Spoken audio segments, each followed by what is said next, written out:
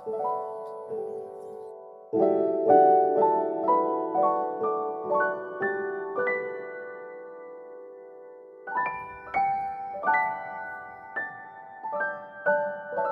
আমি আমার ফ্রিজটাকে কিভাবে অর্গানাইজ করব।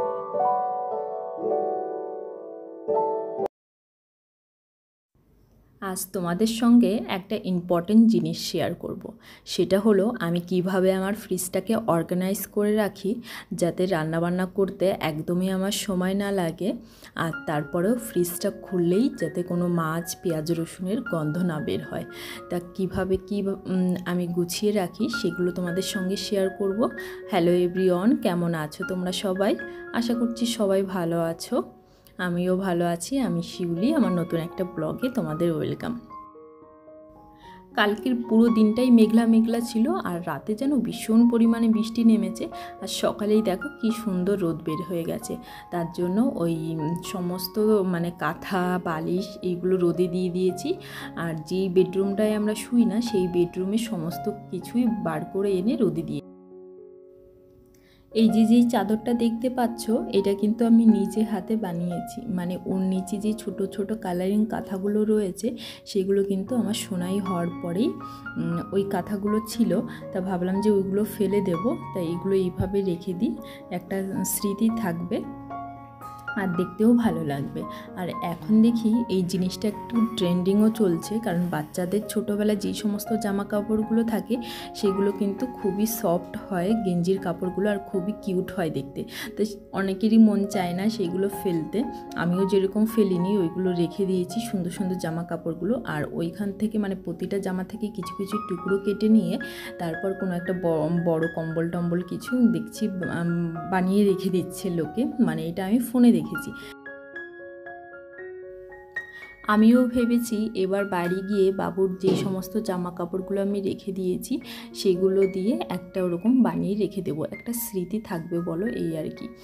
তো এইগুলো অনেকটা পরে আবার তুলে এনে বিছানাটা পেতে দিচ্ছি। আর একটা দিদিভাই কালকে আমাকে কমেন্ট করেছিল, উনি হয়তো ভিডিওতে ভয়েস ওভার দেন না, তো প্রথমবার ভয়েস ওভার দিয়েছে, তাই বলছে যে আমার ভিডিওগুলো কেমন হয়েছে অবশ্যই জানাবে। দেখো দিদি, কেউ তো প্রথমবার সব কিছুই পারে না, দিতে দিতে অভ্যাস হয়ে যায়। আমিও এখনও ঠিকভাবে কথা বলতে পারি না, তাই এর জন্য মাঝে মাঝে ভয়েস ওভার দিও নি। আর কি বলো তো, তোমার ভিডিওগুলো আমি দেখেছি, তুমি ফোনটা যখন ভিডিও করবে তখন না তুমি তোমার ফোনটা আড়াআড়িভাবে ধরবে, তাহলে ভিডিওগুলো দেখতে ভালো লাগবে, এই আর কি। এই ঘরে যেহেতু রয়েছি তাহলে চলো তোমাদের একটু দেখিয়ে দিই আমি আমার ফ্রিজটাকে কিভাবে অর্গানাইজ করে রাখি।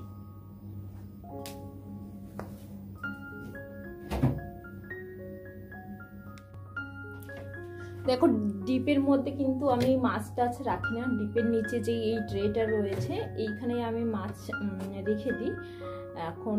আর আমার কাছে এরকম বক্স রয়েছে, তোমাদের সঙ্গে আগেও আমি শেয়ার করেছি, এরকম আমার কাছে 4টে বক্স রয়েছে। তো এইখানে এটার মধ্যে মাংস রয়েছে, আর এগুলোর মধ্যে এই দুটোর মধ্যে রয়েছে মাছ। আমি কিন্তু মাছ মাংসগুলো এরকম বক্সে রেখে দিই। তোমরাও কিন্তু মাছ মাংস আর পেঁয়াজ রসুন কোনো বক্সে, এয়ারটাইট বক্সে রেখে দেবে, তাহলে কিন্তু ফ্রিজের মধ্যে থেকে মাছ মাংস একটা আষ্টে গন্ধ কিংবা এই পেঁয়াজ রসুনের গন্ধটা বার হবে না।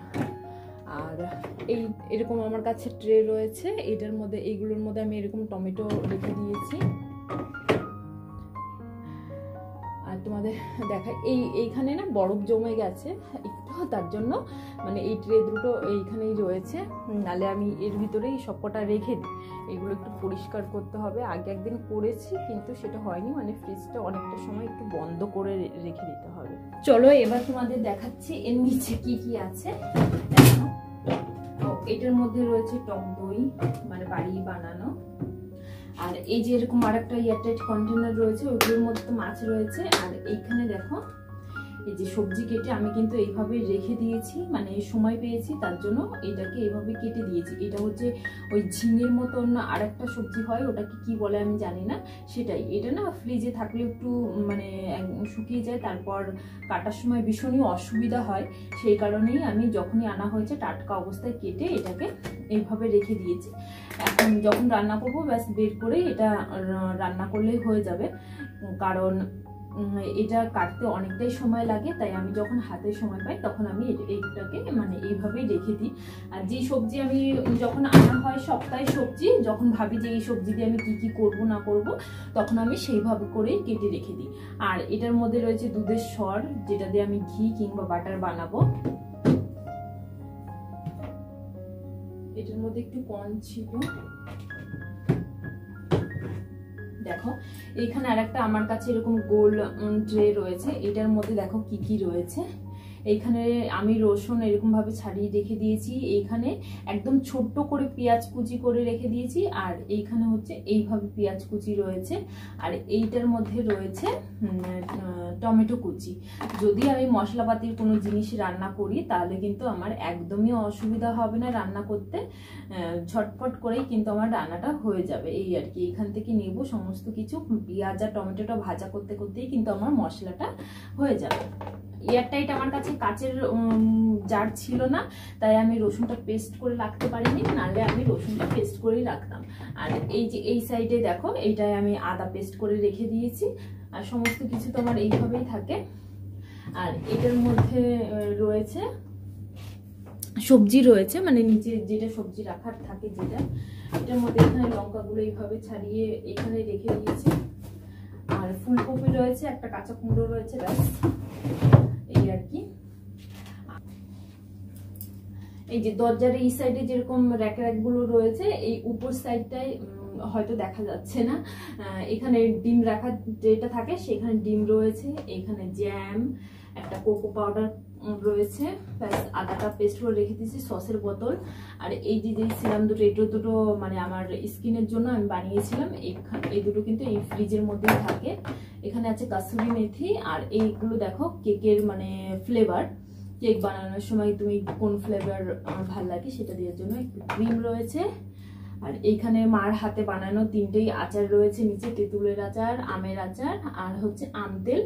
আর এইখানে রয়েছে বেকিং সোডা আর বেকিং পাউডার, ব্যাস আর কিছুই থাকে না আমার ফ্রিজের মধ্যে। তাও মনে হচ্ছে যে এখন অনেক জিনিস রয়েছে, একদিন ফ্রিজটা ক্লিন করব, আবারও তোমাদের সঙ্গে শেয়ার করব। তো এইভাবে কিন্তু তোমরা সমস্ত বক্সে রেখে দিতে পারো, বিশেষ করে পেঁয়াজ রসুন ছাড়িয়ে।